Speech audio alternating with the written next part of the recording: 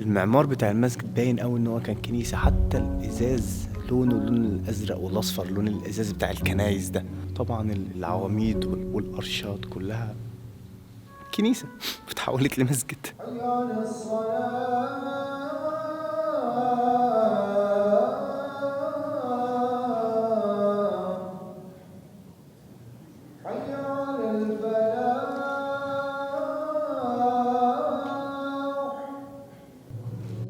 في وسط هولندا وبالتحديد في العاصمة أمستردام هتلاقي مبنى كنيسة كبير في أحد أهم الشوارع الرئيسية في المدينة، لكن لو دخلته مش هتلاقيه كنيسة، هتلاقيه مسجد.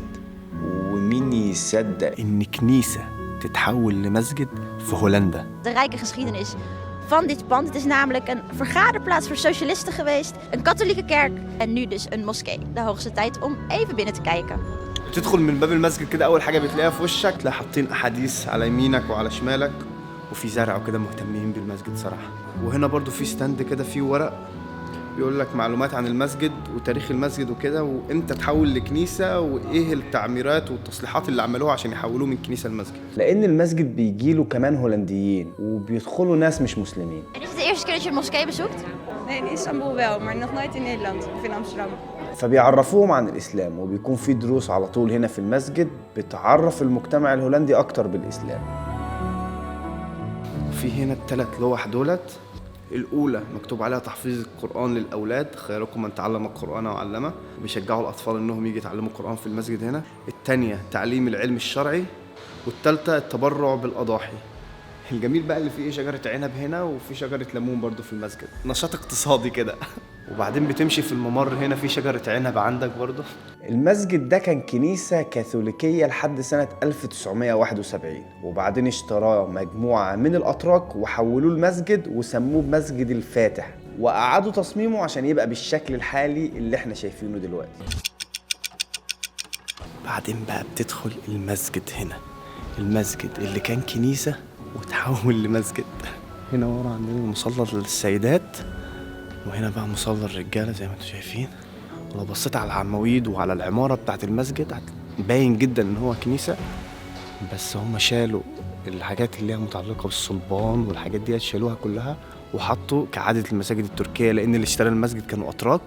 حطوا الله، محمد، عمر، ابو بكر، علي، عثمان، الحسن والحسين على كل عواميد المسجد.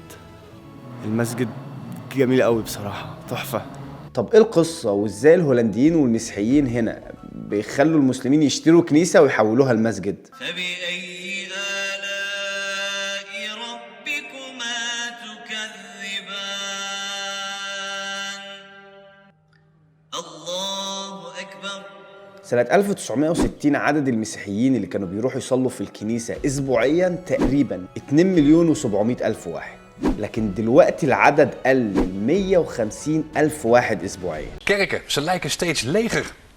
Door een al jarenlang teruglopend kerkbezoek en dus lege kerkbanken zijn sommige kerkgebouwen niet of nauwelijks meer in gebruik. على العكس بقى بعد الحرب العالمية التانية البلد كانت متدمرة وكانوا محتاجين أيادي عاملة عشان يبنوها من أول وجديد، فاستخدموا عمال من دول كتير أغلبهم كان من تركيا والمغرب، ودي دول مسلمة، فمع العمالة اللي بتيجي عدد المسلمين كان بيزيد، وعلى العكس عدد الناس المسيحيين اللي بيروحوا الكنيسة كان بيقل، فالكنائس كانت من غير مصليين ومن غير اهتمام ومن غير مصاريف تتصرف عليها. 5 van de 11 kerkgebouwen van de Heilige Lebuinusparochie gaan dicht. فالهولنديين ابتدوا يبيعوا الكنائس عشان تستخدم في استخدامات أخرى، ومن هنا اشترى مجموعة من العمال الأتراك الكنيسة وحولوها المسجد.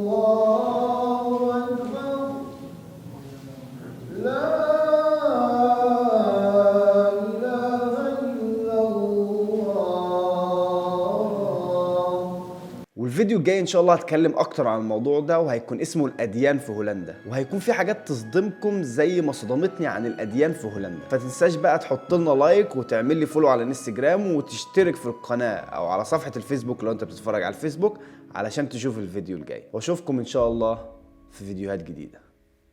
مع السلامة.